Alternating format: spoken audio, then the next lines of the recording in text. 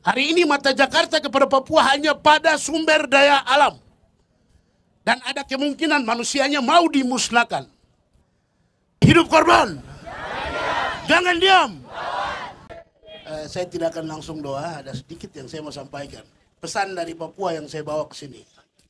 Oke, kawan-kawan. Hari ini kami telah saksikan bersama yang menjadi presiden adalah pelaku pelanggaran HAM. Kalau teman-teman rasakan dekat di sini, yaitu pada peristiwa pelanggaran HAM yang terjadi di era awal reformasi. Itu sangat dekat dengan pimpinan yang menjadi presiden hari ini.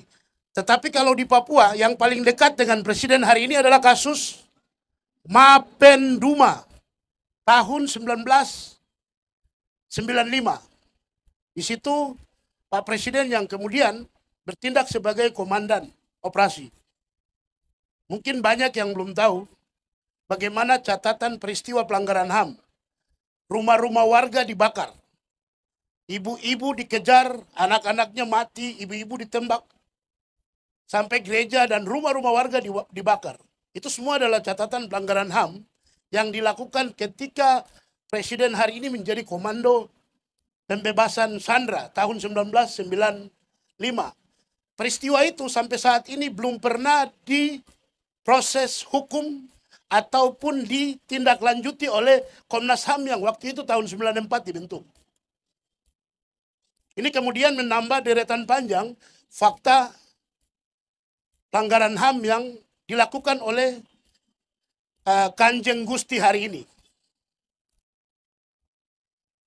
Nah, kita semua tahu kemarin di Monas telah dideklarasikan 5 batalion infanteri yang bertugas khusus untuk mengawal bahkan melaksanakan proyek strategis nasional pangan di tanah Papua.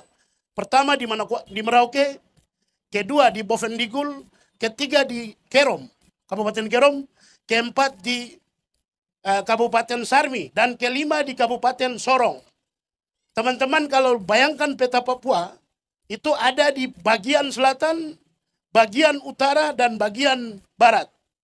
Itu artinya militer hari ini akan ada semakin banyak di tanah Papua. Dan artinya pelanggaran HAM akan terjadi.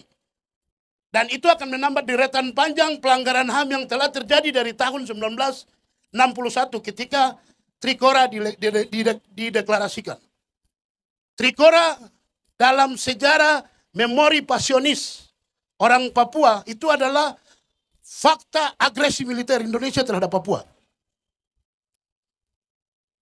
Berikutnya dari tahun 1969 sampai dengan tahun 1999 reformasi itu adalah fakta kejahatan terhadap kemanusiaan melalui operasi militer yang dilakukan. Dari tahun 1999 dan ketika otonomi khusus sampai hari ini di tahun 2024 itu yang terjadi di sana adalah kejahatan terhadap kemanusiaan dan kejahatan perang. Hari ini teman-teman lihat pengungsi tidak pernah dibicarakan oleh Jakarta.